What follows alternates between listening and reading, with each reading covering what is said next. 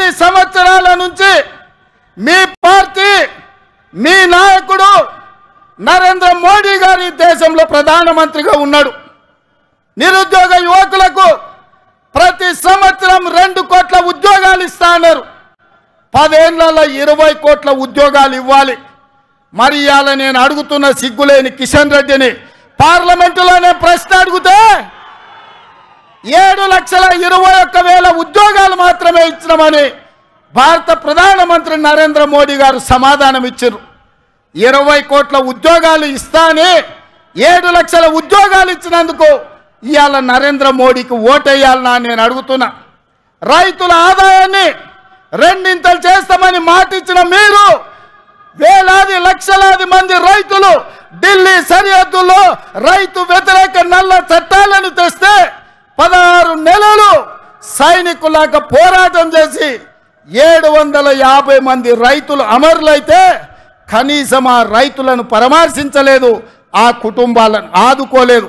రైతులను చంపినందుకు భారతీయ జనతా పార్టీకి ఇవాళ ఓటేయాలనా నేను అడుగుతున్నా. 2022 వరకు ప్రతి పేదవాడికి ఇల్లు ఇస్తున్న నరేంద్ర మోడీ తెలంగాణ రాష్ట్రంలో ఎన్ని ఇళ్ళు ఇచ్చిందో లెక్క చెప్పి మీరు ఓట్లు అడగాలని నేను ఇవాళ బీజేపీ నాయకులను అడుగుతున్నా. ఇవాళ నరేంద్ర మోడీ గారు మతాల మధ్యలో చిచ్చు, ప్రాంతాల మధ్యలో చిచ్చు, భాషల మధ్యలో చిచ్చు, ఇవాళ వరకు చిచ్చు పెట్టి విభజించి ఇప్పటి వరకు అధికారం నిలబెట్టుకున్నాడు. ఇక ఇప్పుడు దేశాన్ని విభజించి చిచ్చు పెట్టి 3వసారి అధికారం రావాలని కుట్ర చేస్తుండు. ఇవాళ దక్షిణ భారతదేశం ఉత్తర భారతదేశం మధ్యలో చిచ్చు పెట్టి దేశాన్ని విభజించే పరిస్థితి నరేంద్ర మోడీ గారు తెచ్చిండ్రు. అందుకోసం ఓట్లు వేయాలనా నేను అడుగుతున్నా.